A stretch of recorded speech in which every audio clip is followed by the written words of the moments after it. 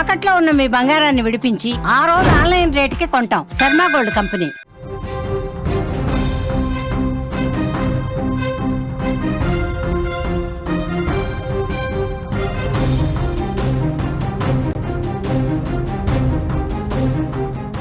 అత్యంత దారుణమైన విషాదకరమైన సంఘటన ఇది. మీకు గుర్తుకుండే ఉంటుంది. ముగ్గురు పిల్లలకు విషం తాగించి ఆ ముగ్గురు పిల్లలపైన పెట్రోల్ పోసి నిప్పంటించి తండ్రి కూడా ఆత్మహత్య చేసుకున్న నాగర్ కర్నూలు జిల్లాలో జరిగిన అత్యంత దారుణమైన సంఘటన. ఈ సంఘటనలో మళ్ళీ ఒక కొత్త కోణం ఇప్పుడు తెరపైకి వస్తుంది. ఆ ముగ్గురు పిల్లల అంత్యక్రియలు చూసేందుకు, ఆ ముగ్గురు పిల్లల్ని చివరిసారి చూసేందుకు ఆ పిల్లల తల్లి దీప రాలేదు. కనీసం రావటానికి ఆమె ఇష్టపడలేదని పోలీసులు ప్రకటించారు. దీంతో అనాథలుగా తల్లి తండ్రి ఉండి కూడా, తండ్రి చనిపోయినప్పటికీ పెద్ద కుటుంబం ఉండి కూడా, తల్లి ఉండి కన్న తల్లి ఉండి కూడా ఆ పిల్లల శవాలని మున్సిపాలిటీ వాళ్ళు ఆ పిల్లల శవాలకి అంత్యక్రియలు నిర్వహించాల్సిన పరిస్థితి ఏర్పడింది. అందరికీ గుర్తే ఉంది. ప్రకాశం జిల్లా ఎర్రగొండపాలెం మండలం పెద్దబోయేపల్లెకి చెందిన గుత్తా వెంకటేశ్వర్లు తన ముగ్గురు పిల్లల్ని తీసుకొని శ్రీశైలం దారిలో వచ్చి నాగర్ కర్నూలు జిల్లాలో ఆ ముగ్గురు పిల్లలకి విషం తాగించి, ఆ ముగ్గురు పిల్లలు సొంత కన్న పిల్లలకే విషం తాగించి వాళ్ళు చనిపోయిన తర్వాత వాళ్ళ డెడ్ బాడీస్ పైన పెట్రోల్ పోసి నిప్పంటించిన సంఘటనని ఇంకా 2 తెలుగు రాష్ట్రాల ప్రజలు మర్చిపోనేలేదు. వెంకటేశ్వర్లు ఫోటో చూసినా, ఆ ముగ్గురు పిల్లల ఫోటోలు చూసినా కన్నీళ్ళు వస్తున్నాయి.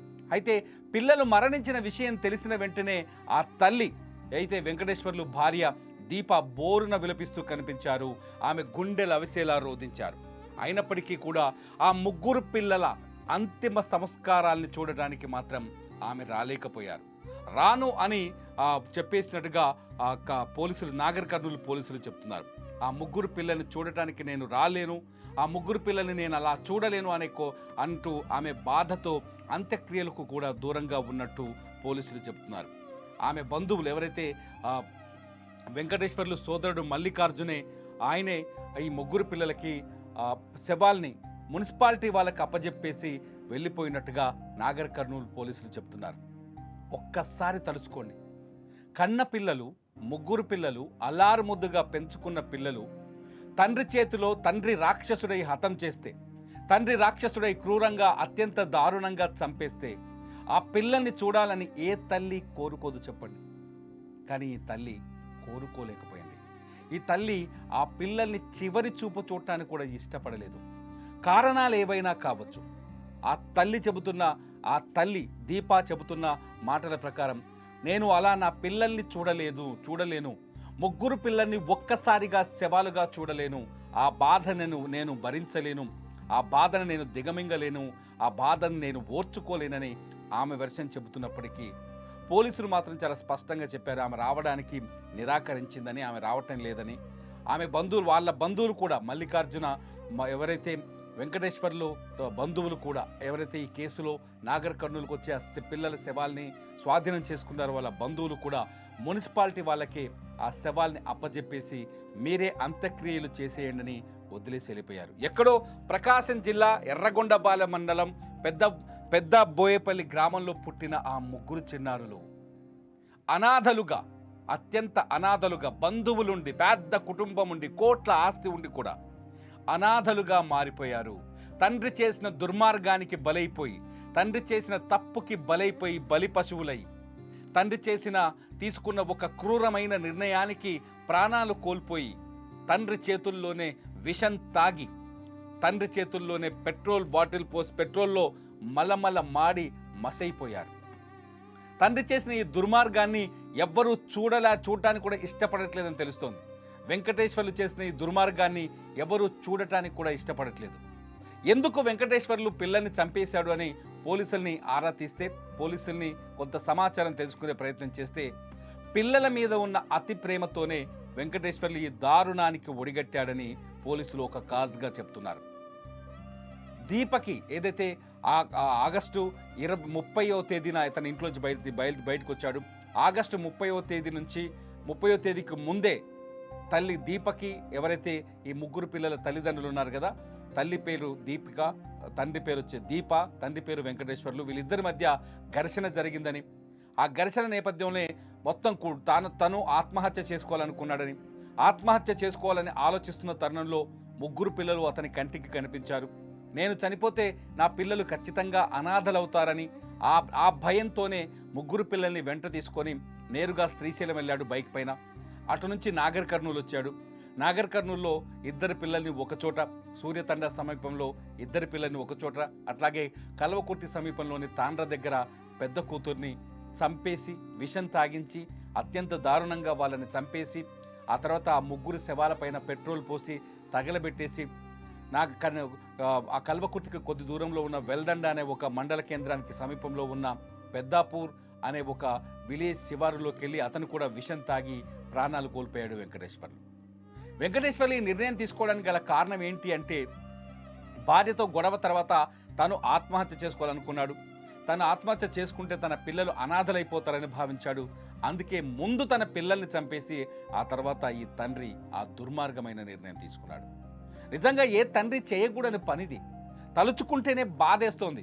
నిన్న నుంచి చెప్తున్నట్టుగా మీ పిల్లల మీద ఎందుకు రుద్దుతున్నారు మీ దుర్మార్గమైన ఆలోచనల్ని? మీ పిల్లల మీద ఎందుకు రుద్దుతున్నారు మీ ఎమోషన్స్ని? మీ చేతగాని తనాన్ని, లేకపోతే ఎదురించలేని తనాన్ని, ప్రశ్నించలేని తనాన్ని మీ పిల్లల మీద రుద్ది వాళ్ళకి ఎందుకు శిక్ష వేస్తున్నారు? గుత్తా వెంకటేశ్వర్లు మరణాన్ని నిజంగా విషాదంగా చూడాలి ఇక్కడ, కానీ అతను చేసిన పనిని విషాదంగా చూడలేకపోతున్నాం. గుత్తా వెంకటేశ్వర్లు తను చావాలని కూడా చావాల్సి వచ్చిందేమో, పాపం చనిపోతే అయిపోయేదేమో. పిల్లల్ని ఎందుకు చంపేశాడు? ఎక్కువ మంది మా కామెంట్స్లో చెప్తున్న మాటలు ఇవే. చస్తే తను చావాల్సింది కదా, పిల్లల్ని ఎందుకు చంపేశాడు? ఆ పిల్లలకి ఏం లోకం తెలుసు? మోక్షిత వయసు 8 సంవత్సరాలే. 2nd క్లాసో 3rd క్లాసో చదువుతుంది అమ్మాయి. స్కూల్కి ఇప్పుడిప్పుడే వెళ్తుంది. నాన్న వెంట తీసుకెళ్తే చాక్లెట్ కొలిస్తాడనుకుంటుంది, కానీ పురుగుల మందు డబ్బా ఓపెన్ చేసి తాగిస్తాడని ఎందుకు ఆలోచిస్తుంది అమ్మాయి? 6 ఏళ్ల వర్షిని నాన్న బిస్కెట్లో చాక్లెట్లో కొనిస్తుంది అనుకుంటే, కానీ పురుగుల మందు తాగిస్తాడని ఆలోచిస్తుందా? అరే శివదత్త కొడుకు ఒకే ఒక వారసుడు, వాడికి 4 ఏళ్ళు పాపం ఆ బాలుడికి. వాడు కూడా ఆలోచిస్తాడా? నాన్న బండెక్కించుకొని తీసుకెళ్ళిపోతే షాపింగ్ చేయిస్తాడు, చాక్లెట్ కొనిస్తాడు, ఐస్ క్రీమ్ కొనిస్తాడని నమ్ముతారు పిల్లలు తప్ప, చంపేస్తాడని ఊళ్ళో ఉన్న జనం నమ్ముతారా? బంధువులు నమ్ముతారా? భార్య కూడా నమ్మదు కదా. కానీ వెంకటేశ్వర్లు వీళ్ళ నమ్మకం మొత్తాన్ని చంపేశాడు. వెంకటేశ్వర్లు చేసిన పనిని చూస్తే, ఒకవేళ భార్యాభర్తలు ఇంట్లో కూర్చొని ఏదో సందర్భంలో గొడవపడి పిల్లల్ని తండ్రి వెంట తీసుకెళ్ళిపోయాడు అనుకోండి, అమ్మో వాళ్ళని చంపేస్తాడని భార్య కూడా నమ్మలేని స్థితిని సమాజంలో క్రియేట్ చేశాడు వెంకటేశ్వర్లు భార్యాభర్తల మధ్య ఉండే నమ్మకాన్ని కూడా హత్య చేసి వెళ్ళాడు. పిల్లల్ని మాత్రమే కాదు, భార్యాభర్తల మధ్య ఉండే నమ్మకాన్ని కూడా కిల్ చేసి వెళ్ళాడు. వెంకటేశ్వర్లు తీసుకునే నిర్ణయం 2 తెలుగు రాష్ట్రాల్లోని ప్రజల గుండెల్లో తీరని దుఃఖాన్ని మిగిల్చింది. 2 తెలుగు రాష్ట్రాల్లోని ప్రజల్ని తీవ్రంగా బాధిస్తోంది. ఇవాటికి కూడా గుర్తు చేసుకొని ఆ వీడియోని చూస్తున్నారు. మీరు సుమన్ టీవీలో చూడొచ్చు. జనం ఆ వీడియో కింద కామెంట్ చేస్తున్న భాషను వినొచ్చు. వాళ్ళు జనం చెప్తున్న మాటలు ఒక్కసారి చూస్తే మీరు కూడా కన్నీళ్ళు పెట్టుకుంటారు. వెంకటేశ్వర్లే ఇంత కాఠిన్యమైన నిర్ణయం తీసుకుంటే, సొంత కన్న పిల్లల్ని చంపేయాలని వెంకటేశ్వర్లే ఒక కాఠిన్యమైన నిర్ణయం తీసుకుంటే, వెంకటేశ్వర్లు భార్య అంతకంటే కఠినమైన నిర్ణయం తీసుకుంది. కనీసం దయలేదు నాకు నా పిల్లలపైన అన్న చందంగా ఉంది ఆమె తీసుకున్న నిర్ణయం.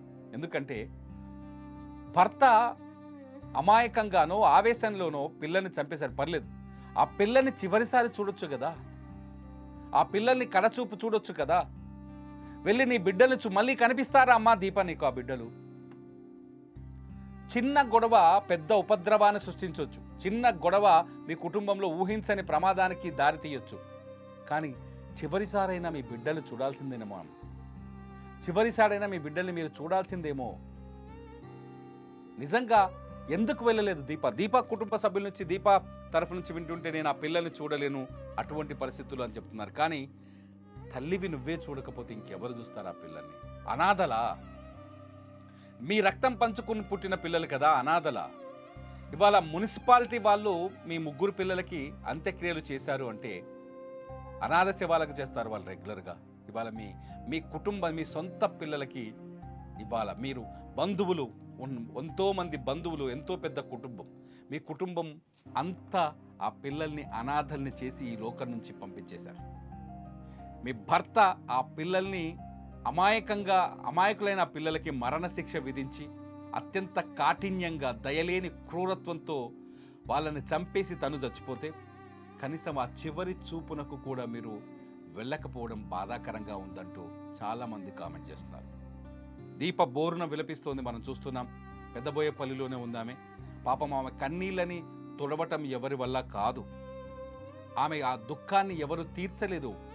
నవమాసాలు మోసి కన్న పిల్లలు, ఆమె 9 నెలలు బిడ్డల్ని మోసి కనింది, ఎంతో అల్లారుముద్దుగా పెంచింది. కానీ వాళ్ళని చివరి చూపు చూడాల్సిందేమో, ఇది బాధాతప్త హృదయంతో చెప్తున్న మాట. చివరి చూపు చూడాల్సిందేమో, వెళ్ళి ఆ పిల్లల్ని చూసుంటే నిజంగా ఖచ్చితంగా ఇంకొక తల్లిదండ్రి ఇటువంటి దుర్మార్గం చేయకుండా ఆమె మాట్లాడాల్సిందేమో. దయచేసి చాలామంది భార్యాభర్తలు గొడవ పడుతూ ఉంటారు. అరే, మీ భార్యాభర్తల మధ్య గొడవలకి పిల్లల్ని లాగకండి. నేను ఇవే మళ్ళీ చెప్తున్నాను, ఎందుకంటే ఈ సంఘటన నన్ను కూడా చాలా తీవ్రంగా కదిలించింది, కలచివేసింది. మీ మధ్య ఘర్షణలు వస్తే మీరే చూసుకోండి తప్ప మీ పిల్లల్ని లాగకండి. కొట్టుకోండి, మీరు ఒకరినొకరు చంపుకోండి అవసరమైతే, కానీ మీ పిల్లల్ని లాగకండి. దయచేసి మీ పిల్లలు మీరు కన్నారు, వాళ్ళని పెంచే బాధ్యత మీది, కానీ వాళ్ళని చంపే హక్కు మీకు లేదు. వాళ్ళని పెంచండి, మంచి భవిష్యత్తుని ఇవ్వండి. కానీ మీ ఎమోషన్స్కి, మీ ఇద్దరి మధ్య ఉండే పనికిరాని చిన్న గొడవలకి వాళ్ళని బాధ్యులను చేసి వాళ్ళు చంపేస్తే ఏమొచ్చింది? సమాజం భరించలేనంత బాధ వచ్చింది, సమాజం క్షమించలేనంత చెడ్డ పేరు వచ్చింది. సమాజం కనీసం వెంకటేశ్వర్ని ఎంతో మంచి వ్యక్తి అని చెప్తున్నారు. వెంకటేశ్వర్లు ఊర్లో దీప కూడా ఎంతో మంచి వ్యక్తి అని చెప్తున్నారు. వాళ్ళిద్దరిని కూడా ఇవాళ సమాజం నిందించే పరిస్థితి వచ్చింది. దయచేసి నేను తల్లిదండ్రులందరికీ చెప్తున్నాను, ఈ సంఘటనలో చాలా బాధాకరమైన సంఘటన. నాగర్ కర్నూలులో నిన్న ఈ 3 పిల్లల్ని పోలీసులు మున్సిపాలిటీ వాళ్ళకి అప్పచెప్పారు. బంధువులు వాళ్ళ ఊరికి తీసుకెళ్ళడానికి నిరాకరించారు. మున్సిపాలిటీ వాళ్ళు ఈ 3 పిల్లల్ని తీసుకెళ్లి స్థానికంగా ఉన్న ఒక శ్మశాన వాటికలో అంత్యక్రియలు చేసి వాళ్ళని పూడ్చిపెట్టేశారు. ఆ పిల్లల శవాలను చూడడానికి ఆ తల్లి రాలేదు. దీప తల్లి రాలేదనే విషయాన్ని పోలీసులు ప్రకటించారు. బంధువులు కూడా వాళ్ళ బంధువుల ముందే ఇదంతా జరిగిందని తెలుస్తోంది. నిజంగా చివరి చూపుకు కూడా నోచుకోలేక, ఆ కన్న తల్లి చివరి చూపునకు నోచుకోలేక ఆ పిల్లలు అనాథ శవాలుగా సమాధైపోయారు. మీరేమనుకుంటున్నారు ఈ సంఘటన గురించి తెలిసిన తర్వాత? ఇటువంటి దుర్మార్గాలు, దురాగతాలు, ఇటువంటి దుష్టమైన నిర్ణయాలు, ఇటువంటి క్రూరమైన నిర్ణయాలు ఏ తల్లిదండ్రులు తీసుకోకూడదంటే ఏం చేయాలి? మీరేమనుకుంటున్నారో ఖచ్చితంగా ఈ వీడియో కింద కామెంట్ చేయండి.